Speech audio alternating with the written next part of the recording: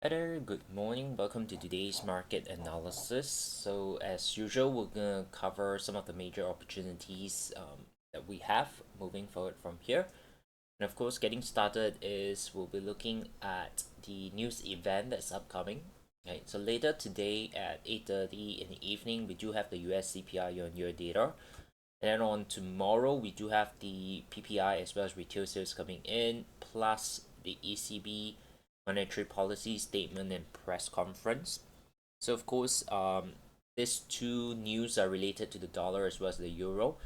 So that may create some volatility and some fundamental shift in the market itself, right? So of course, if you're looking at trading related currencies, just be aware of it.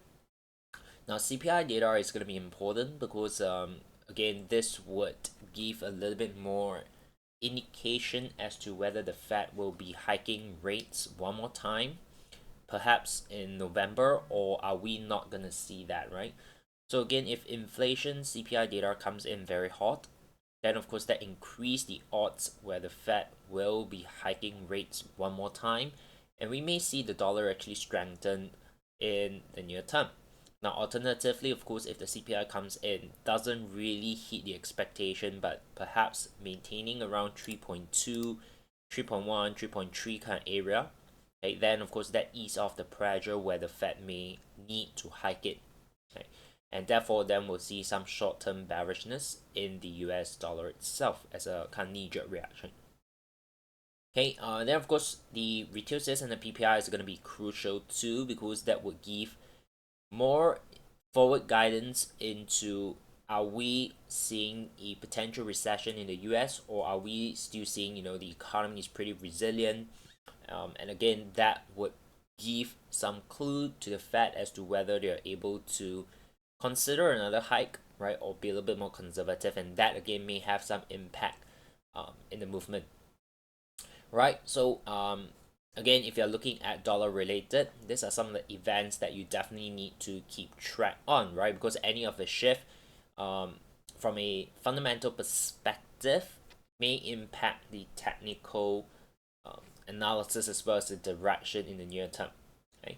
Now, in terms of euro, I'm personally more towards where there's not going to be much of a movement specifically to the news, right? Because I think generally there's not going to be much of a surprise. ECB is likely going to maintain rates at 4.25, and there's not much of a fundamental shift from there on, right? So these are the two major impact news that you want to consider, okay? And of course have them at the back of your head as you're approaching some of these trades over here. Now let's jump into the dollar index, right? So dollar index for now, of course we can have combined this with the confluence and alignment of a potential news coming in. Now I'm actually short-term bearish on the technical perspective because we have seen a potential 5 wave completed, and likely we're seeing kind of a pullback from here on. Now we did get a slight dip and the market seems to be consolidating at the moment. So if later this evening CPI data release, we can get a impulsive break below the recent swing low at 104.40. That would be an ideal sell trade potential, with a target all the way back to where wave 4 is, and that would put us around 102.95, right? So I'm actually technically bearish right now, and what we can do is we can take into account the upcoming news release, right, and combine that as a potential catalyst to enter and execute a trade, right? Should the news release align with price movement coming down impulsively, then of course technically, fundamentally, and then of course in the short term volatility perspective, everything aligns, that will be a pretty solid trade. Now, having said that, if you go over to the euro, I'm actually more of a neutral perspective instead of being bullish, right? The reason, of course, is yes, we do have the dollar in it. The dollar may be one of the factor, but we also have the euro that we need to consider, right, when we're looking at euro dollar. So this pair in particular right now is the pattern that's forming, right? It's not really impulsive to the upside. It doesn't really suggest any opportunity that give us a high probability trade. Okay, and for that very reason, I'm actually suggesting to just be neutral. perhaps we want to just let the news play out for today and tomorrow and get ourselves prepared maybe for next week after that, right? Depending on how the news is going to impact prices and what pattern is going to develop post release. Okay, so this one here, euro dollar and the pound dollar and the Aussie dollar, these three pairs, these three majors, to be very, very honest, I think you just want to be very, very patient. Of course, in terms of news trading, you can definitely still approach it, right, in a very, very short-term perspective where you're just capitalizing on that short-term volatility. You can actually use a straddle technique to catch, when the news release, there's a surprise element, you just catch that short-term 15 pips, 20 pips target, and then get out of the trade, right? So that's another strategy that you want to use if you want to trade all this short-term movement for today and tomorrow. Okay, but in terms of like swing perspective and an overall directional bias, this three pairs, euro dollar, pound dollar, Aussie dollar, we're just gonna be neutral now. Okay, now dollar Canadian is a potential setup here. Now we did see the dollar cap price actually came down pretty impulsive, right? So right now what we're waiting for is just a very simple three-wave corrective pullback, potentially back towards that 50 and 618 zone around 1.3620 to 1.3640. That would actually give us a sell trade opportunity with a target back at where wave 4 is around 1.3490, right? So again, it's a very nice classic structure of 1, 2, 3, 4, 5, and then we're waiting for a three-wave pullback towards wave 4 territory. So dollar CAD, do pay a little bit more attention to this. The setup may come to us by Friday this week. If not, then maybe early next week would be also a good decent time to look for that sell.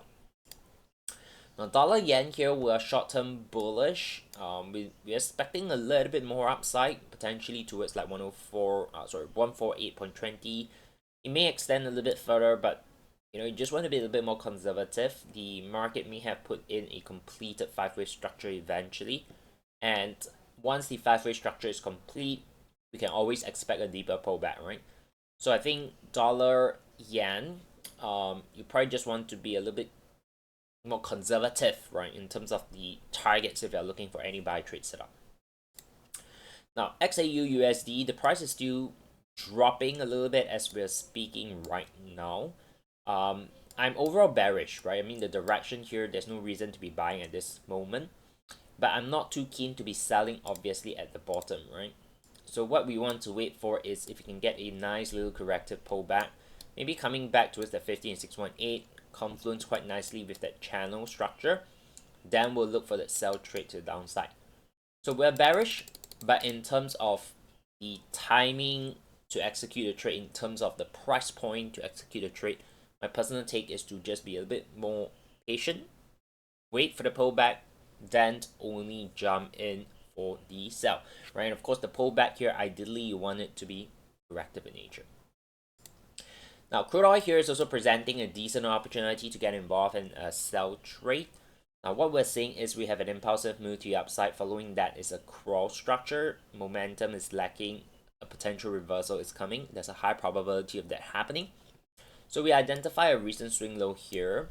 And if you can get a break below that, that would be a decent sell trade with a very, very conservative target around the 50 and 618 pullback. Now, ideally, what you can also look up for is if the market comes down first and doesn't break immediately and it starts to form a corrective structure there, you can consider the break of that corrective structure low. And of course, your stop doesn't need to be at that high. It can be just at that recent swing high based on the corrective structure. And of course, your risk reward is going to be huge, right? So crude oil, definitely pay attention. I think this trade, you may get it perhaps tomorrow or even Friday, right? So if you're trading on crude oil, definitely pay a little bit more attention to that. Now, the other one you can look up for is the pound yen.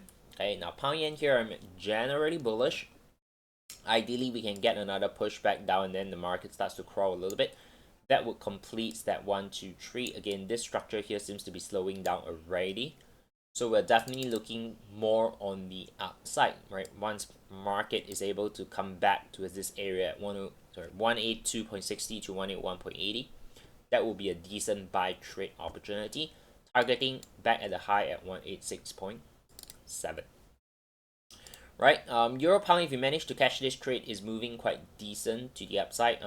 Generally, we're still looking for more upside with a target around that 0.8640 to 0.8670, which is again quite nicely aligned with the top of the channel, right? Of course, this can do a little bit of pullback. So any corrective pullback on Euro pound right now is definitely an opportunity to look for the upside.